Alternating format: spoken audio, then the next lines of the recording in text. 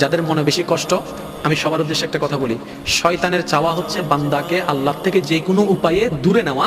তার মানে বান্দাকে আল্লাহর কাছে কালার বানানো।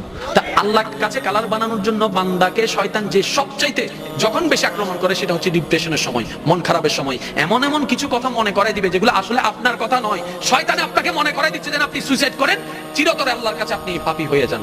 সেজন্য মনে রাখবেন, একটা কথা মনে রাখবেন, কষ্ট নাই এমন কোনো মানুষ নাই, দুঃখ নাই এমন কোনো মানুষ নাই, আপনার যন্ত্রণা নাই এমন কোনো মানুষ নাই। তো সবার জীবনে আছে। তাহলে এখানে ইসলামের দরকারটা কি? শুনুন, কেউ কষ্টের মধ্যে ভেঙে পড়ে যায়, কেউ যন্ত্রণার মধ্যে অসহ্য হয়ে যায়, কেউ আপনার অপমানের মধ্যে লাঞ্ছিত হয়ে নিজেকে সুইসাইড করে ফেলে। যদি আপনি আল্লাহর হয়ে যান তখন কি হবেন জানেন? আইয়ুব আলাইহিস সালামের মতো শরীরের মধ্যে রোগ হয়ে যাবে, কিন্তু ধৈর্যশীল হয়ে যাবেন, ধৈর্যশীল হয়ে যাবেন, ধৈর্যশীল হয়ে যাবেন। ওই ধৈর্যশীলের কারণে আপনার মনের মধ্যে একটা শান্তি অনুভব হবে। আপনি ঈসা আলাইহিস সালামের মতো ওই বাবাহারা সন্তান, বাবা ছাড়া সন্তান হওয়ার কারণে হাজার অপবাদের শিকার হবেন সত্য, কিন্তু ঈসা আলাইহিস সালামের মতো আপনার অন্তরের মধ্যে একটা ঈমানি